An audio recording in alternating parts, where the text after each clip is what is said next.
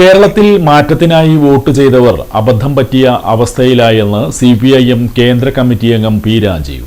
DYFI നേതാവായിരുന്ന KU ബിജുവിന്റെ രക്തസാക്ഷി ദിനം വിവിധ പരിപാടികളോടെ ആചരിച്ചു. വൈകിട്ട് നഗരത്തിന്റെ തെരുവീഥികളെ ചുവപ്പണിയിച്ച് നടന്ന റാലിയിലും പൊതുസമ്മേളനത്തിലും വൻ ജനാവലി അണിനിരന്നു. ഇതോടനുബന്ധിച്ച് നടന്ന പൊതുസമ്മേളനം CPM കേന്ദ്ര കമ്മിറ്റി അംഗം പി രാജീവ് ഉദ്ഘാടനം ചെയ്തു. തെരഞ്ഞെടുപ്പിലേറ്റ തിരിച്ചടിക്ക് മുഖ്യ കാരണം വലതുപക്ഷം വ്യാപകമായി നടത്തിയ നുണപ്രചാരണമാണെന്ന് അദ്ദേഹം പറഞ്ഞു. മാറ്റത്തിന് വോട്ട് ചെയ്തവർ അബദ്ധം പറ്റിയ അവസ്ഥയിലാണ് ഇപ്പോഴെന്നും 3 അംഗങ്ങളുള്ള BJP-യാണ് കേരളം ഭരിക്കുന്നതെന്ന് വ്യക്തമായി കഴിഞ്ഞെന്നും പി രാജീവ് പറഞ്ഞു.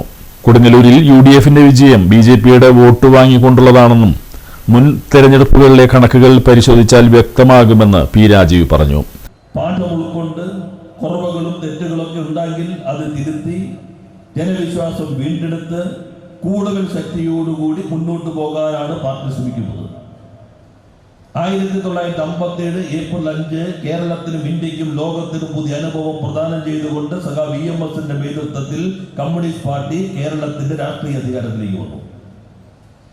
അന്ന് എല്ലാ വലതുപക്ഷ ശക്തികളും ഏകോപിതമായി, ജാതി മത സാമുദായിക ശക്തികൾ ഏകോപിതമായി, എല്ലാ സാമ്പത്തിക വൻ ശക്തികളും ഇടതുപക്ഷത്തിനെതിരെയുള്ള വലിയ സമരത്തിന്റെ ഭാഗമായി, വിമോചന സമരത്തിന്റെ ഭാഗമായി 1959 ആ ഗവൺമെന്റിനെ ജനാധിപത്യത്തിന്റെ കുരുതിയിലൂടെ കേന്ദ്രം പിരിച്ചുവിട്ടു, കോൺഗ്രസ് പിരിച്ചുവിട്ടു. 57 ഇടതുപക്ഷം അധികാരത്തിൽ വന്നപ്പോൾ തന്നെ അത് പ്രതീക്ഷിക്കാതിരുന്ന വലതുപക്ഷ ശക്തികൾ എല്ലാവരും ഏകോപിതമായി ആ ഗവൺമെന്റിനെ തുടരാൻ അനുവദിച്ചില്ല. പിന്നെ ഇടതുപക്ഷം അധികാരത്തിൽ വരുന്നത് 67-ലാണ്, കഷ്ടി 2 വർഷം. പിന്നെ 80-ന് മുൻപ് 79-ലെ തെരഞ്ഞെടുപ്പ്. 1979 എന്ന് പറഞ്ഞാൽ അടിയന്തരാവസ്ഥയ്ക്ക് ശേഷമുള്ള തെരഞ്ഞെടുപ്പാണ്. അടിയന്തരാവസ്ഥയ്ക്ക് ശേഷമുള്ള തെരഞ്ഞെടുപ്പിൽ ഇന്ത്യയിൽ കോൺഗ്രസിന്റെ അധികാര കുത്തക ആദ്യമായി തകർന്നു. സ്വാതന്ത്ര്യത്തിന് ശേഷം 1929 വരെ തുടർച്ചയായി ഈ രാജ്യത്ത് അധികാരത്തിലിരുന്ന പാർട്ടി കോൺഗ്രസ് ആണ്. 79-ൽ അടിയന്തരാവസ്ഥയ്ക്ക് ശേഷമുള്ള തെരഞ്ഞെടുപ്പിൽ കോൺഗ്രസിന്റെ കുത്തക തകർന്നു.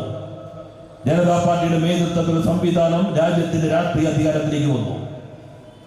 എന്നാൽ ഏറ്റവും പ്രബുദ്ധമായ സാക്ഷരമായ തിരിച്ചറിവുകൾ ഉണ്ട് എന്ന് കരുതുന്ന കേരളം കോൺഗ്രസിന് കൂടുതൽ ഭൂരിപക്ഷം നൽകി.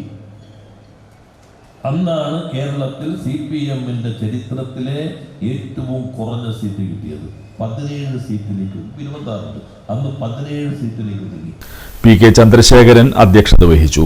ഡിവൈഎഫ്ഐ ജില്ലാ secretary KS Rosal Raj, KV Rajesh, area secretary Mustaq Ali, PH Niyas, KK Abid Ali, KR Jaithran, TK Ramesh Babu, KP Rajan, advocate Ashraf Saban, Sheeja Babu, TP Prabhesh എന്നിവർ സംബന്ധിച്ചു.